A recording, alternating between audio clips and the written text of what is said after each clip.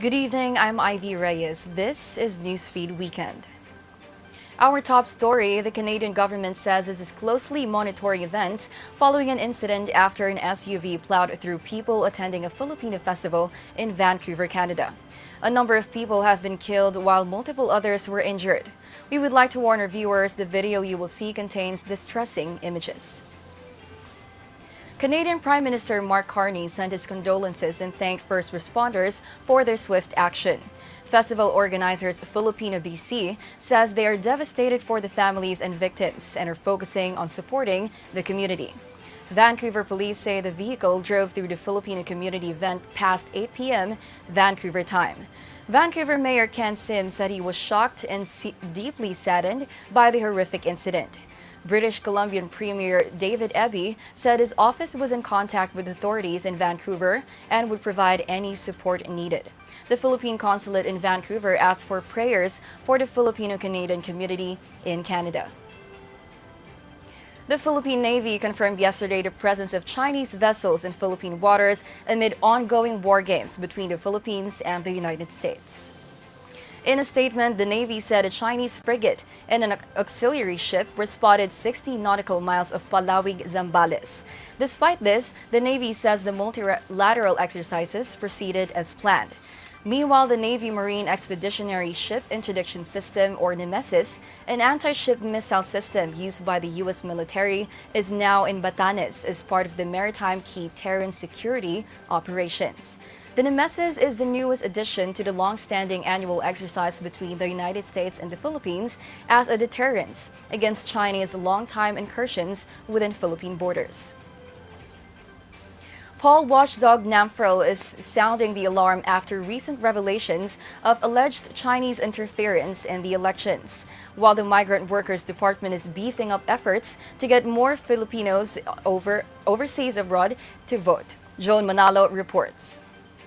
NAMFREL National Chairperson Lito Averia stressed that the public should look out for individuals or groups being paid by a foreign country to interfere in elections. Averia believes this is a serious matter that must be properly investigated and prosecuted. Mas maganda na makasuhan sila, maimbestigahan ng mabuti kung ano yung kanilang aksyon. Dahil kung sila ay pinapayaran ng ibang bansa, ibang usapan na yan. Control farm, bayaran ka na para binebenta mo na rin.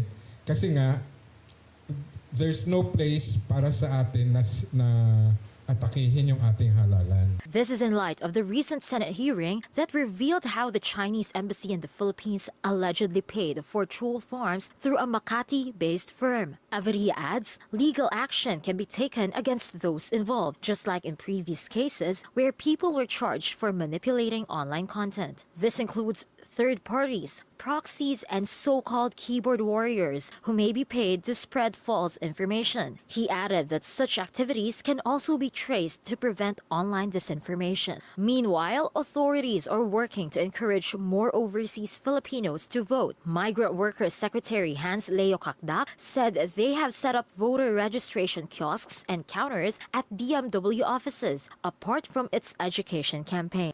Kakdak also emphasized that the DMW is part of the Election Board of Canvassers, and it continues to work with the DFA and embassies to support ongoing overseas voting.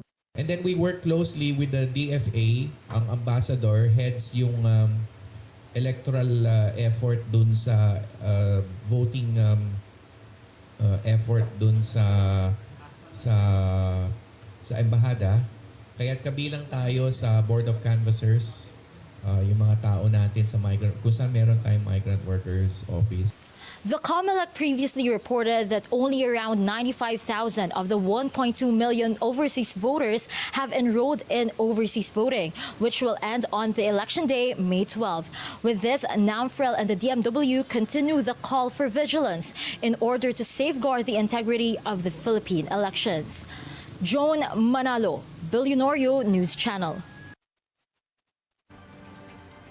In other news, the National Food Authority is now moving some of its rice stocks to the Visayas in preparation for the rollout of the 20 peso per kilogram rice program. Agriculture Secretary Francisco Chu Laurel says additional rice stocks will come from Mindoro to augment the NFA stocks in Iloilo. The move is aimed to supplement existing stocks in the Visayas, especially in areas with limited rice production such as Cebu, Negros Island, Samar, and Leyte. The NFA currently has over 7.5 million bags of rice, its highest buffer stocks in 5 years. The cheap price will be subsidized by both the Agriculture Department and some participating local government units. And before we go, the thriller film Sinners, released just 2 weeks ago, is hitting new records as it ends the last week of April with a $42 million revenue. Right now, it's the second highest grossing horror film next to the 2017 hit film It, which topped the charts at $60 million within just 3 days.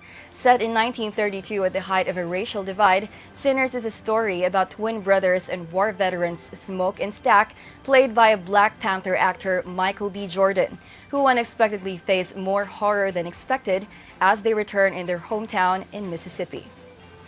Here's a sneak peek. No magic. Till now.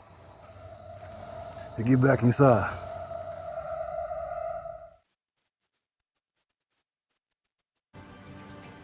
And those are the news this hour. I am Ivy Reyes. Stay tuned.